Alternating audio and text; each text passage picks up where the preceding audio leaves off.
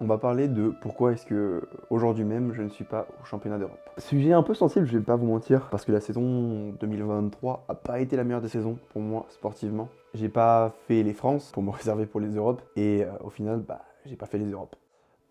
Grosse déception, honnêtement, ça fait mal, ça fait chier, parce que les mondes n'étaient pas non plus la meilleure des prestations que j'ai pu faire, même si j'ai fait 885 en 105, ce qui est pas horrible en soi. C'est frustrant parce que c'était clairement pas une saison où j'ai pu montrer ce que je valais, et là avec les championnats d'Europe annulés, encore moins. Alors ce qu'il faut savoir, c'est qu'il y a deux raisons principales pourquoi est-ce que j'ai pas fait les championnats d'Europe. En fait, la toute première, c'est que j'ai été mis en groupe B. Pour ceux qui savent pas, en fonction des nominations sur Goodleaf, donc le site où il y a les nominations officielles des compétitions internationales, il y a toujours le top 8 qui est mis du coup en groupe A, qui concourt les uns contre les autres, et la suite, s'il y en a 16, donc le reste du top 8 qui va en groupe B. Évidemment, s'il y a 24 personnes, c'est 12 et 12, et ainsi de suite. Donc voilà, il y a toujours un groupe 1 et un groupe 2, donc groupe A et groupe B, dans lesquels on met les meilleurs, et ensuite les gens qui sont moins bons, pour que les meilleurs puissent jouer le podium, en tout cas jouer leur place, et après, le groupe B joueront les places entre eux. Et ça, c'est classé en fonction du total de qualification. Le problème, c'est que mon total de qualification a été fait en moins de 105, et que je concourais en moins de 120. Donc l'IPF a jugé que mon total n'était pas juste, parce qu'il n'avait pas été fait dans la catégorie dans laquelle j'ai été qualifié, ce qui veut dire que du coup ils ont considéré que mon total était de 75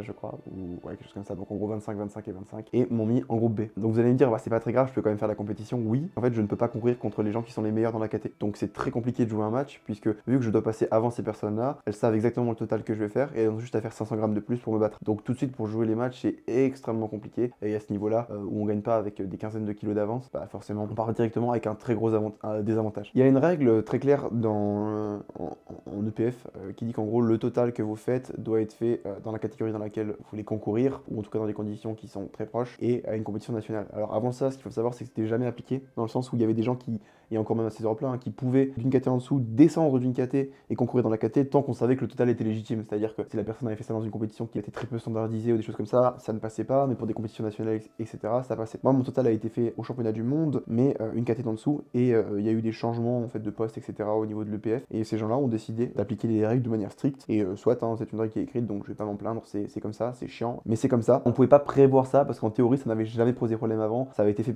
et c'est toujours fait par beaucoup de personnes, et d'ailleurs, j'ai pas été la seule personne à être surpris par cette nouvelle, parce que j'ai pas été la seule personne lésée, même en moins de 120. Je pense notamment à un Belge, Olivier, qui a été lui-même lésé par ça, et qui, du coup, va concourir en groupe B pour sa part. Donc voilà, même si la nouvelle paraît un peu bizarre, de pas accepter, parce que, en théorie, je veux dire, en faisant un total en moins de 105, on est quasiment sûr de pouvoir le faire en moins de 120, puisque c'est une caté au-dessus. C'est les règles, et j'ai pas à m'en plaindre, ça fait chier, mais c'est la vie, et il faut accepter ce qui se passe. Dans tous les cas, je ne pourrais rien y faire. Donc la meilleure chose à faire, c'est juste accepter la situation et de passer à autre chose et de se préparer pour la prochaine compétition, puisque c'est certainement pas la dernière compétition que je vais faire. C'était la première raison, la raison principale pour laquelle j'ai décidé à toute fin de la prépa de faire ça. Ce qu'il faut savoir, c'est qu'apprendre cette nouvelle du fait qu'on me mette en groupe B une semaine avant la compétition, forcément ça met un coup, parce qu'on se dit qu'entre guillemets la compète est foutue. Et déjà de base, c'était clairement pas la meilleure des prépas que j'ai pu avoir. J'ai des grosses douleurs, j'ai pu m'entraîner dessus, j'ai pu forcer, serrer les dents, etc., etc. Et on va dire que ça allait. J'étais toujours très bien en squat et très bien en bench, même si le terre avait un petit peu de mal. Le truc, c'est que voilà, sans terre, c'est compliqué de faire une bonne place. J'aurais pu quand même faire un bon total et au moins voir ce que je valais sur les deux autres mouvements à ce poids de corps là. Mais une fois que j'ai appris ça, honnêtement, ça me met un coup dans le dos,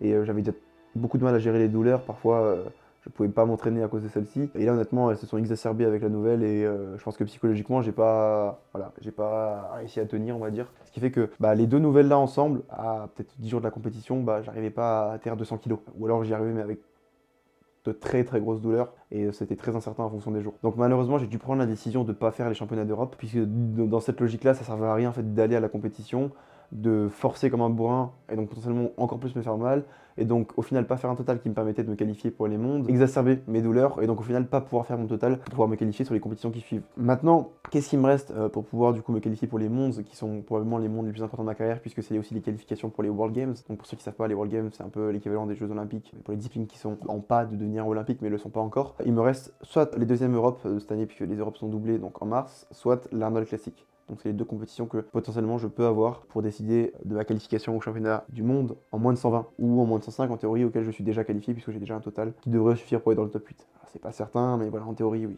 Donc voilà où j'en suis, en train de me poser tout simplement la question de ce que je vais faire dans le futur et comment est-ce que je vais réussir à me qualifier. La prépa en elle-même.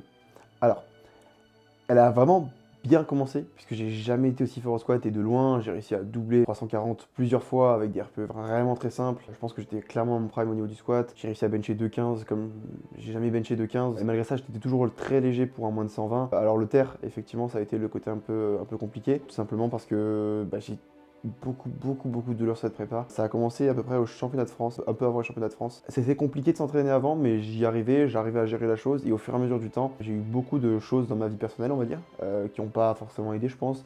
Le stress, etc. J'avais du mal à récupérer. Et depuis que cette petite douleur s'est installée, cette gêne, elle a grossi et j'ai beaucoup de mal à m'en défaire. Donc je suis en train de voir à l'heure actuelle ce qu'il faut que je fasse pour gérer ça autant que possible et pour pouvoir revenir à mon meilleur niveau au plus vite. Mais aussi, ça a été un ensemble de prépa très compliqué, que ça fait longtemps que je serre les dents sur des douleurs que j'ai, etc. Là, à l'heure actuelle, je prends un petit peu de temps pour, on va dire, pas trop me prendre la tête avec ça. Alors absolument, je suis pas en train de dire que je m'entraîne pas à fond, etc. Je m'entraîne toujours à fond. Mais j'essaye de pas me prendre la tête avec le terre et d'accepter que si ça va pas physiquement, il faut laisser le temps au temps et de pas forcer les choses. Et ça, figurez-vous, c'est très compliqué pour moi, qui a toujours l'habitude de foncer dans le tas, de forcer et en tout cas de jamais vraiment me poser de questions. Donc voilà, j'essaye de prendre du recul sur ça et ça tombe bien. En ce moment, j'ai beaucoup de choses qui se passent avec les nouveaux locaux, la création de la société, etc. etc. Voilà, il y a beaucoup de choses qui se passent qui font que ma tête est occupée et qui m'empêchent de trop, on va dire, moudre du noir, si je dis pas c'est ça, non? Moudre du noir? Broyer du noir. Ah, Broyer. broyer du noir. Et donc voilà, de penser à des trucs qui sont, on va dire, qui gardent vraiment mon esprit occupé. Maintenant, qu'est-ce qu'il en est de moi maintenant, après cette prépa? Je suis toujours pas sûr de ce que je vais faire. Est-ce que je vais en moins de 105? Est-ce que je vais en moins de 120? N'hésitez pas à vous me donner votre avis de ce que vous pensez, là où je serai le mieux, ou en tout cas là où vous me voyez, où vous voulez me voir. À l'heure actuelle, je suis encore en train de me poser la question. Je pense que je vais me laisser jusqu'aux fêtes de fin d'année pour pas trop y penser. Et je prendrai un choix directement après, puisque du coup mes compétitions qualificatives vont vite arriver. Et il va falloir que je sache où j'en suis. Donc évidemment, je suis très déçu et c'est même compliqué de parler de ça. Alors là, évidemment, c'est facile parce que j'en parle devant une caméra et entre guillemets personne m'écoute. Et je peux faire entre guillemets mon discours à moi-même parce que je le veuille ou non, je me suis retourné la tête avec ça, mais j'ai toujours essayé de prendre de la distance et pas trop y penser. Et là aussi, faire cette vidéo, ça me permet un peu de faire le point, au final, en vous parlant sur moi aussi, comment je me sens, etc., qu'est-ce qui en est pour moi. Chose que j'ai pas vraiment l'habitude de faire, mais voilà, aujourd'hui je le fais. Voilà, la question qui se pose à l'heure actuelle, c'est vraiment où est-ce que je vais aller, qu'est-ce que je vais faire pour la saison prochaine, qui, comme je l'ai dit, sera certainement une des saisons les plus importantes pour moi sportivement. Donc il faut absolument pas que je loupe. Et comme vous le savez, je ne louperai pas, je vais tout faire pour réussir, et j'ai aucun doute là-dessus. Vous avez à peu près tous les tenants et tous les aboutissants de cette histoire. Je vais revenir vers vous en début d'année avec plein de bangers, donc restez vraiment connectés, comme on dit.